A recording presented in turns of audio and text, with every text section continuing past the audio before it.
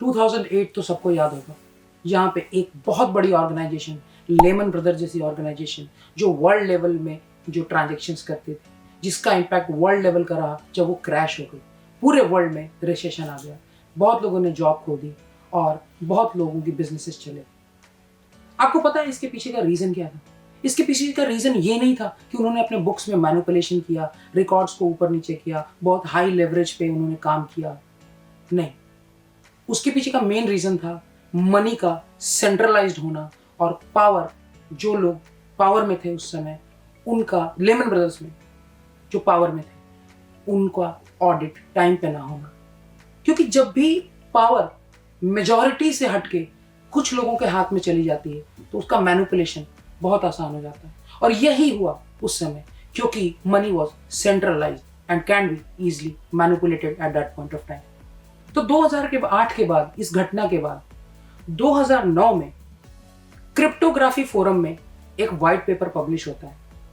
वो white paper publish होता है एक ग्रुप ऑफ पीपल कह सकते हैं, या एक सिंगल इंडिविजुअल भी कह सकते हैं, जिन्होंने पब्लिश किया एक peer to peer electronic cash transfer करने का मेथड, कि कैसे एक जगह से, एक इंडिविजुअल से दूसरे इंडिविजुअल तक एक एसेट का ट्रांसफर डिजिटली हो सके without involving a middle man. और उनका नाम था सतोशी नाकामोटो, जिन्होंने बिटकॉइन का डिस्कवरी किया। आज हम सब जानते हैं कि बिटकॉइन किस लेवल पे, और बिटकॉइन को आसमान पे पहुंचाने वाली जो टेक्नोलॉजी है, आज उसी के बारे में ये वीडियो है। और हम कैसे उस टेक्नोलॉजी जो वाइड स्प्रेड हो रही है, वो अपने अर्ली फेज में है इस समय, कैसे हम यंगस्टर्स, हम मिडिल एज, मतलब हम जो भी हों, कैसे इस टेक्नोलॉजी का फायदा उठा सकते हैं and we can make millions and billions and can be successful. उस टेक्नोलॉजी का नाम है ब्लॉकचेन टेक्नोलॉजी। हाय फ्रेंड्स, मेरा नाम है शांतनु राय, मैं आपका फाइनेंशियल दोस्त, एक एक्स बैंकर, फाइनेंशियल कंसल्टेंट। जैसा कि मैंने अभी आपको बताया कि सेंट्रलाइज सिस्टम था, मनी जो थी वो सेंट्रलाइज थी, कुछ लोगों के हाथ में थी, वो मैनिपुलेट हुई और वर्ल्ड ने उसका, मतलब वर्ल्ड पे उसने इफेक्ट डाला, पूरी इकोनॉमी रिसेशन में चली गई। तो ऐसा क्या कर रही है ब्लॉकचेन टेक्नोलॉजी, इसको कैसे बेटर बना रही है? उसका आंसर है कि अब हम एक सेंट्रलाइज्ड प्रोसेस से माइग्रेट हो रहे हैं डिसेंट्रलाइज्ड प्रोसेस की तरफ। अब ये डिसेंट्रलाइज्ड प्रोसेस क्या है? डिसेंट्रलाइज्ड प्रोसेस मतलब जो भी पावर है, जो भी डिस्ट्रीब्यूशन है, वो मेजॉरिटी में बढ़ जाएगा। जो भी डिसीजंस लिए जाएंगे वो मेजॉरिटी के द्वारा लिए जाएंगे। फॉर एग्जाम्पल, जैसे कोई भी डिसीजन लेना है, जैसे फॉर एग्जाम्पल आप वोटिंग ले लीजिए, तो वोटिंग जैसे मेजॉरिटी के द्वारा ली जाती है तो एक सरकार बनती है। उसी तरीके से कोई भी कॉर्पोरेट डिसीजंस हो गए, वो एक सिस्टम होगा जिसमें मान लीजिए 100 लोग हैं, और अगर 51 लोग ओके करते हैं तभी उस पर डिसीजन हो पाएगा, नहीं तो वो नहीं हो पाएगा। फॉर एग्जाम्पल, जैसे कि एग्जाम्पल लेते हैं फेसबुक। तो फेसबुक एक ऑर्गेनाइजेशन है which is controlled by a group of people, जिसको यूज वर्ल्ड वाइडली स्प्रेड, जिसका यूज है, जिसमें millions and billions of users हैं। उनका पूरा का पूरा डेटा उस सेंट्रलाइज्ड फेसबुक के पास है, ठीक है। उसे वो अपने हिसाब से, हो सकता है मैनिपुलेट भी कर दें, या उस डेटा का यूज कर सकते हैं। वो कई सारी कंपनीज को उस डेटा को सेल ऑफ कर सकते हैं। क्यों? क्योंकि हम फेसबुक पे क्या करते हैं, हम बिहेवियर दिखाते हैं फेसबुक पे, ठीक है। जैसे कि मान लीजिए कि मैं जाता हूँ यूट्यूब पे, और मैं अमेजोन पे जाता हूँ, कोई प्रोडक्ट सर्च करता हूँ। जैसे ही मैं कोई प्रोडक्ट सर्च करता हूँ, उसके बाद में मूव होता हूँ फेसबुक सर्फिंग पे। मैं फेसबुक सर्फ करता ही रहता हूँ। ऐसा ये हम आपने भी नोटिस किया होगा, ये होता है कि जो प्रोडक्ट मैंने अमेजोन पे देखा था अभी, जिसका मैं सर्च कर रहा था, और अब मैं फेसबुक पे सर्च कर रहा हूँ, तो फेसबुक मुझे सिमिलर प्रोडक्ट के एड्स दिखाते रहता है। इसका क्या मतलब है? आपके परमिशन के बिना ये डेटा यूज हो रहा है, और पावर किसके हाथ में? और आप कुछ कर भी नहीं सकते। और पावर किसके हाथ में? कुछ ग्रुप ऑफ पीपल के हाथ में। तो ब्लॉकचेन टेक्नोलॉजी इसी एक कंसोलिडेटेड पावर को डिस्ट्रीब्यूटेड पावर बना रही है। आज के टॉपिक में हम बात करेंगे कि ब्लॉकचेन टेक्नोलॉजी है क्या, कैसे वो एक रिवोल्यूशनरी आइडिया है जो इस पूरे प्लैनेट की वर्किंग को चेंज करने की ताकत रखती है, और हम as a youngster, as an individual, as a consumer कैसे इस टेक्नोलॉजी का यूज करके मिलियंस एंड बिलियंस कमा सकते हैं, जब ये टेक्नोलॉजी अपने अर्ली फेज में है और अभी ये लोगों तक पहुंच रही है।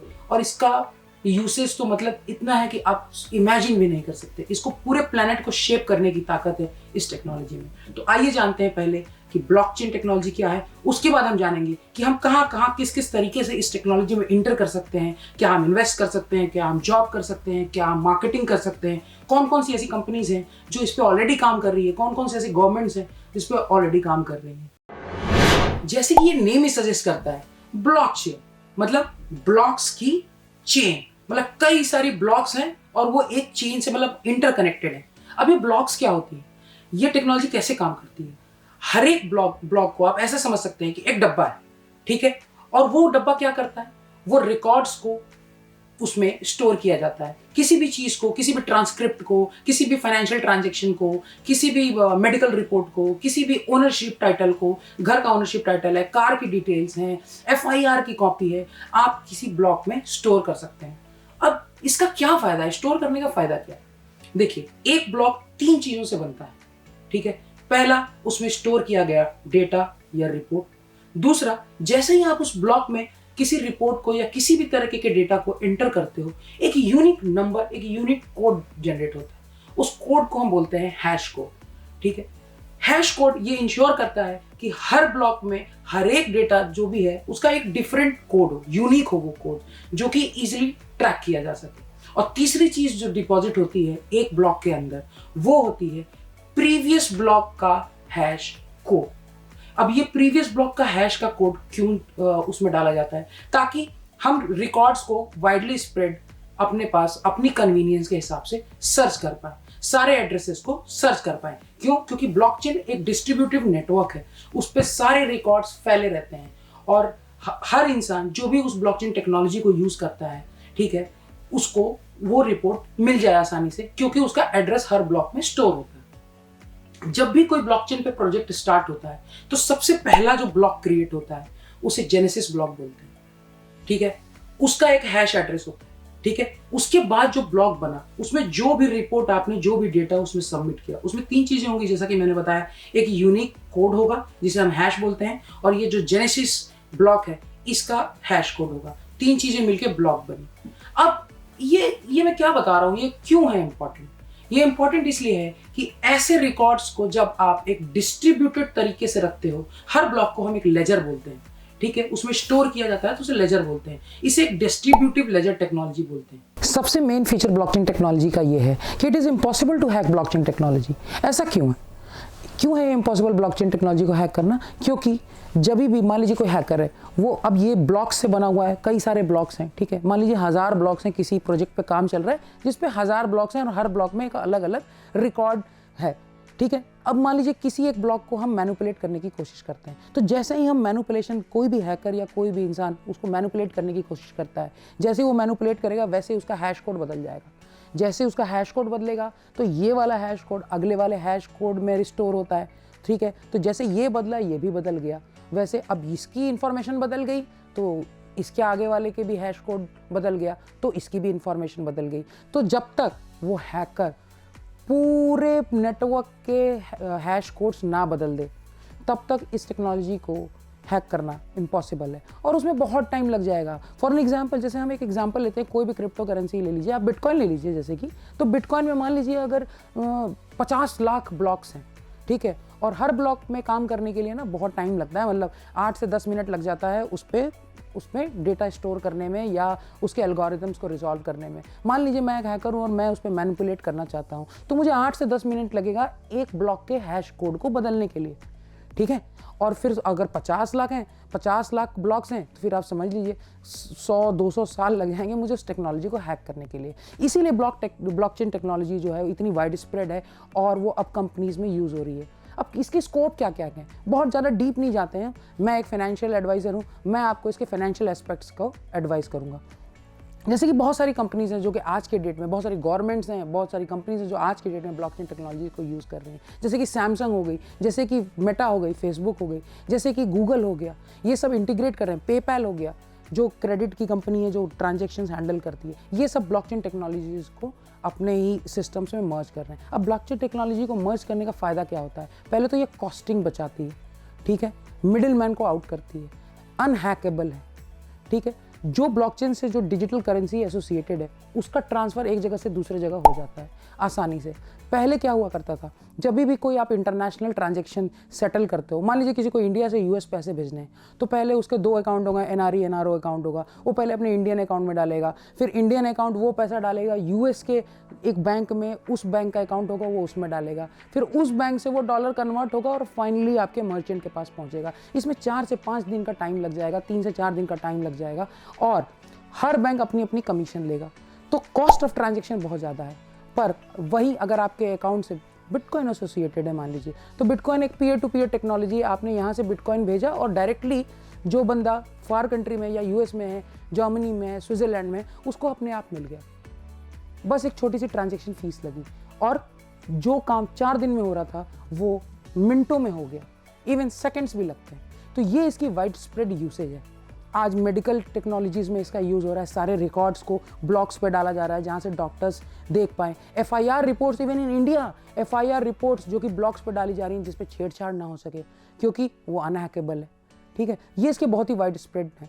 आज के टाइम में ब्लॉकचेन टेक्नोलॉजी का एक सबसे बड़ा यूसेज जो उभर के आया है वो है डिसेंट्रलाइज्ड ऑटोनोमस ऑर्गेनाइजेशंस का फॉर्मेशन।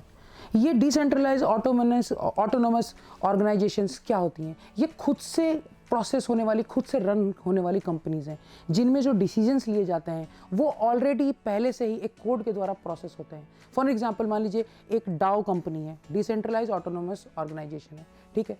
अब उसमें कोई एम्प्लॉय है, वो काम कर रहा है, वो रिजल्ट्स दे रहा है, ठीक है। तो अब उसका प्रमोशन होगा कि नहीं होगा, उसे कितना इंसेंटिव मिलेगा, ये किसका डिसीजन होता है? ये मैनेजमेंट का डिसीजन होता है। तो मैनेजमेंट कभी पार्शियल होती है, कभी इम्पार्शियल होती है, कभी किसी के फेवर में जाती है, कभी किसी के फेवर में नहीं जाती है। लेकिन अगर ये पूरा डिसीजन शीट अगर हम किसी कॉन्ट्रैक्ट के फॉर्म में, मतलब कॉन्ट्रैक्ट में लिख दें कि आप इतना करोगे तो यही मिलेगा और उसमें कोई फेवरिज्म नहीं हो सकता, तो ये किसी भी कंपनी के ग्रोथ के लिए कितना इंपॉर्टेंट रहेगा और इसका एप्लीकेशन कितनी अच्छी जगहों पे यूज़ हो सकता है। इन्हीं कॉन्ट्रैक्ट्स को हम स्मार्ट कॉन्ट्रैक्ट कहते हैं जो कि इथेरियम के ब्लॉकचेन पे यूज़ होते हैं। ये स्मार्ट कॉन्ट्रैक्ट्स ऑलरेडी, जैसे कि इसको हम ऐसे देख सकते हैं कि एक बायर है, एक सेलर है, उन दोनों के बीच का एक अग्रीमेंट है, ठीक है। तो कई बार क्या होता है कि उनमें डिस्प्यूट हो जाता है। क्यों डिस्प्यूट हो जाता है? क्योंकि सेलर जो है वो बायर को बेचता है, बायर उसको सामान लेने के बाद कुछ मैनिपुलेट करता है, बोलता है कि नहीं ये चीज़ हमारे बीच में बात नहीं हुई थी। तो अगर कोई एक ऐसा सिस्टम हो, जैसे कि कोई कॉन्ट्रैक्ट हो बीच में कि if A fulfils the condition, तो फिर वो अपने आप जो दूसरी कंडीशन है बी की, वो अपने आप फुलफिल हो जाए। जैसे कि सेलर ने सामान भेजा, कंडीशन फुलफिल हुई, बायर के अकाउंट से पैसा कटा और सेलर के पास ऑटोमेटिकली आ गया, उसी में किसी का थर्ड पार्टी का इंटरवेंशन ही ना हो। ये ही होता है स्मार्ट कॉन्ट्रैक्ट का यूज़, और ये रिवोल्यूशनराइज करने वाला है जितने भी हम ट्रांजेक्शन्स करते हैं। आज स्मार्ट कॉन्ट्रैक्ट मतलब बहुत ही एप्लीकेशंस में यूज़ होता है, लेकिन ये इतना जाने वाला है कि आप समझ लीजिए ये हर चीज़ में घुसने वाला है, हमारे हाउस होल्ड से लेके हर तरह में। ये एक ब्लॉकचेन टेक्नोलॉजी का बहुत बड़ा यूज़ है, इसमें हम अपना करियर बना सकते हैं। अब इसकी बात करते हैं फिनेंशियल उसकी, कि हम कहाँ से इस टेक्नोलॉजी का फ़ायदा उठा सकते हैं। तो ब्लॉकचेन टेक्नोलॉजी का फ्यूचर बहुत ही ब्राइट है और इस समय जो मेजर करेंसी है बिटकॉइन, वो अपने लोएस्ट पे है। इस समय करीब कुछ 16,000 to 17,000 के डॉलर्स में वेरी कर रही है, जिसका एक टाइम पे प्राइस $69,000 था। तो कभी भी किसी टेक्नोलॉजी जो कि बहुत वाइड स्प्रेड होने वाली हो, जो कि एक रेवोल्यूशन करने वाली हो, और उससे attach financial term, financial asset, वो बढ़ना ही बढ़ना है। अब मैं इन यंगस्टर से बोलूँगा कि आप अपना रिसर्च करें और इसमें आएँ, इस टेक्नोलॉजी में आएँ, बिटकॉइन में इन्वेस्ट करें, ताकि आपका कैपिटल जो है वो हो सके, पर उतना ही इन्वेस्ट करें जितना आप लूज़ कर सकते हैं। दूसरा एस्पेक्ट क्या है इससे, जो यंगस्टर्स हैं जो अभी अपनी पढ़ाई कर रहे हैं, जो 10th में हैं, जो 12th में हैं, या जो कोई सॉफ्टवेयर सीख रहे हैं, वो ब्लॉकचेन टेक्नोलॉजी के सॉफ्टवेयर सीख सकते हैं। कोई ब्लॉकचेन डेवलपर बन सकता है, कोई ब्लॉकचेन आर्किटेक्ट बन सकता है, कोई ओपन स्टैक में काम कर सकता है, कोई फ्रंट एंड में काम कर सकता है, कोई बैक एंड में काम कर सकता है। पर एवरेज जो पैकेज है इस समय ब्लॉकचेन टेक्नोलॉजी पे काम करने वाले इंडिविजुअल्स का, आईटी में जो सॉफ्टवेयर डेवलपर्स हैं, वो 60 to 80 लाख रुपीज़ है ईयरली, ठीक है। इनिशियल जो थोड़े से एक्सपीरियंस है, इनिशियल लेवल पे 20 to 25 लाख रुपीज़ मिल रहे हैं। ब्लॉकचेन टेक्नोलॉजी का सबसे बड़ा जो यूसेज है वो क्रिप्टो करेंसीज से जुड़ा हुआ है। कितनी सारी नए एक्सचेंज खुल रहे हैं जो मिलियंस ऑफ पीपल को एम्प्लॉय किए हुए हैं, उनमें सैलरीज बहुत ही वाइड स्प्रेड हैं। अब इसको एक समराइज करते हैं पूरे टॉपिक को कि देखिए ब्लॉकचेन टेक्नोलॉजी एक इनोवेटिव टेक्नोलॉजी है ही है, ठीक है। अब समरी क्या है, मान लीजिए कि अब पैसा बह रहा है मार्केट में, नदी की तरह बह रहा है, आप किनारे बैठे हो, डिपेंड आप पे करता है, आप चम्मच लेके बैठे हो, आप बाल्टी लेके बैठे हो, या आपने डैम बना दिया है उसके ऊपर, ठीक है। मैं आपको यही कहूँगा, डू योर ओन रिसर्च। ये टेक्नोलॉजी नई है, ये स्काई रॉकेट होने वाली है। हमेशा देखिए आम ये हमेशा से ये धारणा रही है कि अरे यार ये टेक्नोलॉजी तो हमारे पास थी, हम देख रहे थे यार बिटकॉइन 100 रुपये में मिल रहा था, या ये इंटरनेट आया यार हम उस पर काम कर सकते थे। Early days of YouTube even, अरे यूट्यूब अभी आया था, इस पर लोग देखो ये कर गए। हमारे हमेशा यही होता है कि हमारे बगल वाला बंदा रिच हो जाता है, सक्सेसफुल हो जाता है, और हम हमेशा यही सोचते रहते हैं कि काश हमने उस समय पे एक सही डिसीजन लिया होता, अपने आप को कमिट किया होता उसके तरफ, रिसर्च किया होता। तो आज मैं आपको बता रहा हूँ ये टेक्नोलॉजी अपने स्टार्टिंग फेज में है, ये स्प्रेड हो रही है, और ये एक ऐसी टेक्नोलॉजी है जो शेप अप करेगी पूरे प्लैनेट को, ठीक है। Get into it, do your own research. I hope कि आपको आज की मेरी वीडियो ब्लॉकचेन के ऊपर अच्छी लगी होगी। अगर आपको अच्छी लगती है तो आप लाइक का बटन दबा दीजिए और मेरे चैनल को प्लीज़ सब्सक्राइब कर लीजिए। मिलते हैं अगली वीडियो में। Thanks friend.